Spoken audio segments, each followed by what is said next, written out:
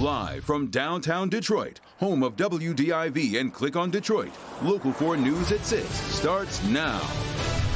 As the Trump campaign files another big lawsuit aimed at stopping certification of Michigan's election, we're putting their claims through the trust index. Doc?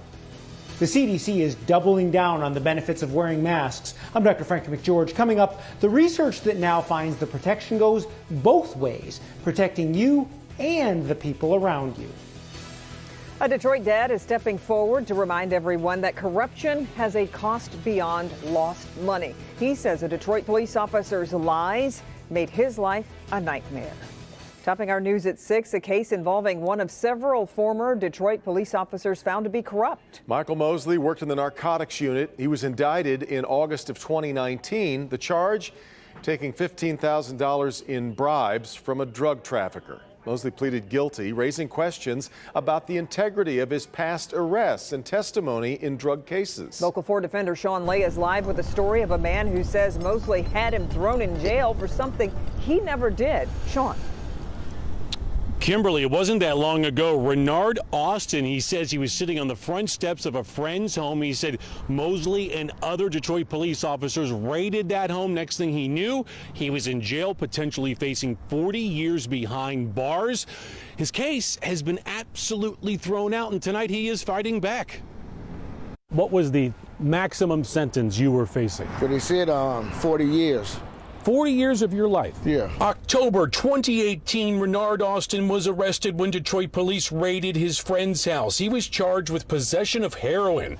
He says he didn't have any drugs on him. The house being raided wasn't his. But one Detroit police officer was on Austin, big time. Where's the money? Where's the money? It's the only thing Michael Mosley kept asking. Where's the money? Did you have any money? I had $3. Facing 40 years, Austin says his first lawyer told him to take a plea and serve 2 years. His girlfriend facing the same charges, a judge threw out her case.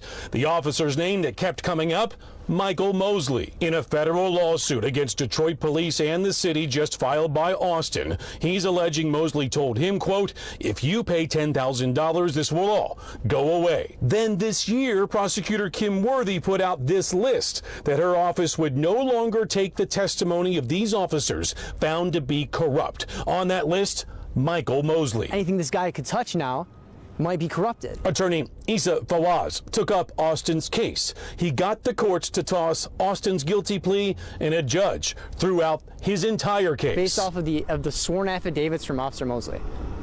That were not true. That were not true. You found them to be not true. We found them to be not true. We found them to be corrupt. We found them to be just tainted evidence. Michael Mosley has since pled guilty to taking a $15,000 bribe from a drug dealer. It's scary. It's scary. It's a lot of power to give to people that shouldn't be in those positions to have that much power. Let's talk about now former Officer Mosley. He's still waiting to be sentenced for those federal crimes that he pled guilty to. Mr. Austin, his attorney, they just filed this civil rights lawsuit claiming violation of Mr. Austin's civil rights. Detroit police have not yet responded to that suit. We're live tonight in Dearborn. Sean Lay, Local 4 Defenders. Okay, Sean, let's turn now to the coronavirus and its spread through Michigan. The state is reporting 6,008 new cases one day after setting a daily record with nearly 6,500. And sadly, 42 more people have died from the virus in Michigan. Wayne County says its hospitals are now running above 75% capacity. If that number rises to 80%, hospital services could be restricted. Henry Ford Health System is following Beaumont's lead, tightening visitor restrictions at all of its hospitals. The overwhelming majority of experts agree, though, until a vaccine is widely available, wearing a mask is our best weapon to fight the spread of COVID-19. Yesterday, the CDC updated its guidance on wearing masks. Dr. Frank McGeorge is here to dig into what's behind this change. Doc? Yeah, Kim, we've learned an incredible amount about this virus since the spring, and it's become very clear from the research that masks truly do help reduce the risk of spreading COVID-19. Now we know the benefits are not only to others around you, but also to yourself. You put a mask on, you prevent the exhaling of droplets that would infect others. So it's very clear that you are protecting someone and their mask is protecting you. But recent data has now shown that, as a matter of fact, there's also the added benefit to protect you from droplets and virus that's coming your way. So it's a two-way street in that. Dr. Anthony Fauci is referring to a collection of studies the CDC now cites as evidence that a mask also protects the person wearing it. Research found masks with multiple layers of cloth with higher thread counts significantly reduced the amount of particles able to get out and get in. In the outbreak on the USS Theodore Roosevelt, a close-quarters, high-risk environment, wearing a mask reduced the risk of being infected by 70%. And a study of households in Beijing found having the patient and all of their family members wear masks reduced the risk of the patient transmitting it to others by 79%. Researchers at Vanderbilt University recently found making masks mandatory matters too. Their study found Tennessee counties without a mask mandate have seen twice the amount of COVID deaths. I think that what happens sometimes is that people need to see their leadership endorsing these practices. And so that's what happens when we see these mask mandates. Now, the benefits of wearing masks really highlights the risks of getting together with others to eat and drink, for example, when you cannot wear a mask. Likewise, small gatherings can pose a big risk because people are just less likely to wear a mask around people that they know well. Frankly, that strategy, it's just not going to work in the coming months. Yeah, I can see that. So, Dr. McGeorge, the CDC has been late to support universal mask wearing. How much do you think that has helped the virus spread? Well, you know, Kim, I think the mixed messaging and the delay in recommending masks has absolutely helped the virus spread. But we can change that starting now. Things are bad and they're going to get worse, I think. Wearing masks is one thing that we can all do to help ourselves and others. Yeah, just do it. Just wear it. All right.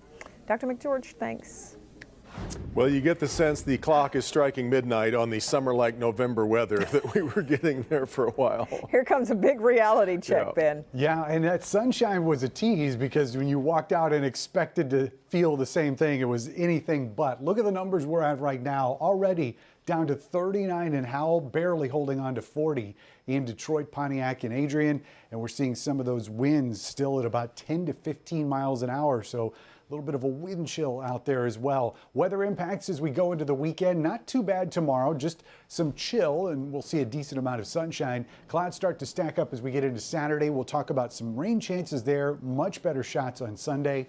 But if you want a sneak peek at our 7 and 10-day forecast, hit us up on the Local Forecasters app. As always, it is absolutely free in your app store by searching WDIV. Guys?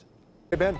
President-elect Joe Biden insists the transition of power is still on track despite President Trump still refusing to concede the election. President-elect Biden met today with his transition advisors in Wilmington, Delaware. In Georgia, meanwhile, the Secretary of State confirms the state is going to hold a recount, a hand-tallied recount. Biden now leads in that state by more than 14,000 votes. The average change in votes was 430. And the median change was 267. End of story. These margins cannot be overcome in recounts.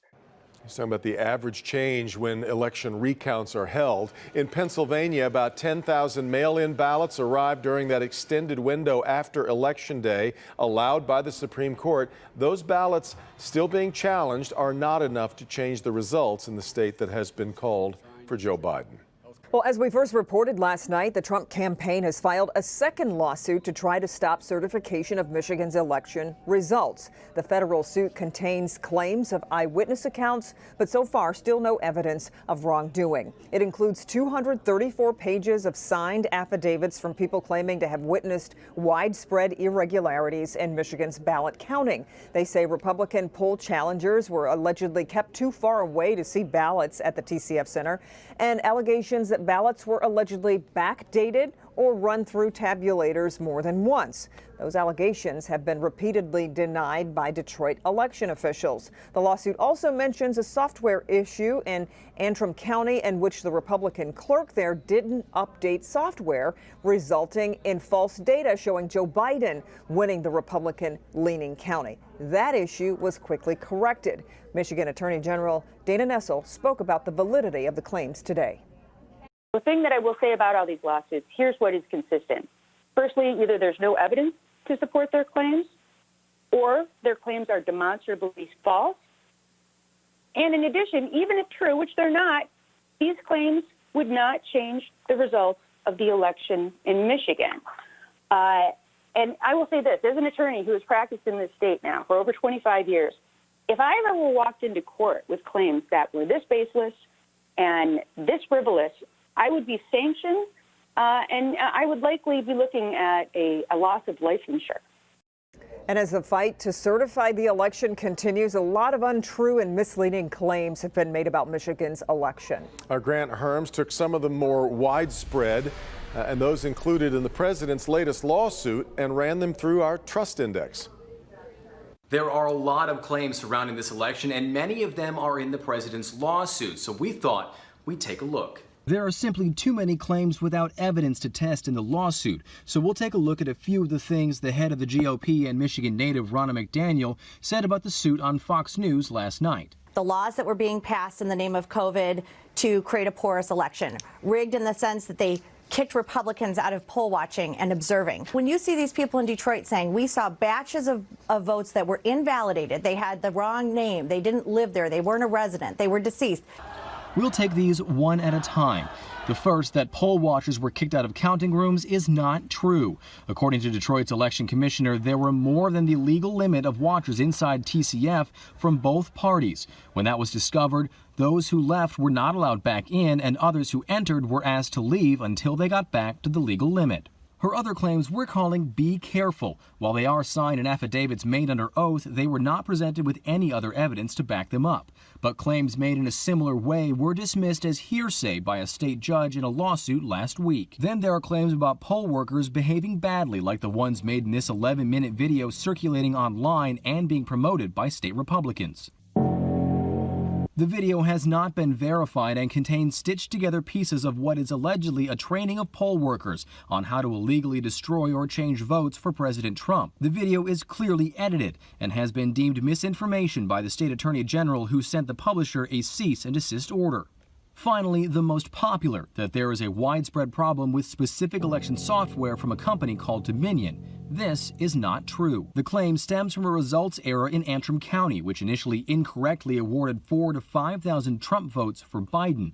According to an investigation by the Secretary of State and reported quotes from the Antrim County clerk, the error was not in the software, but was the result of human error. A clerk didn't update the software, and it did not affect any other counties in Michigan. In Detroit, Grant Herms, Local 4. All right, Grant. On this Veterans Day, Metro Detroiters may have seen a special display honoring veterans at a busy intersection. Yeah, this is at Eureka and Telegraph and Taylor.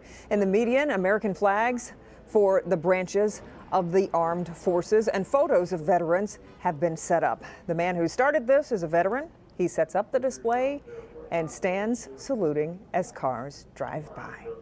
I hope that we can all remember our service members and just continue to honor and respect them. It's just a very great honor and privilege to be able to do this.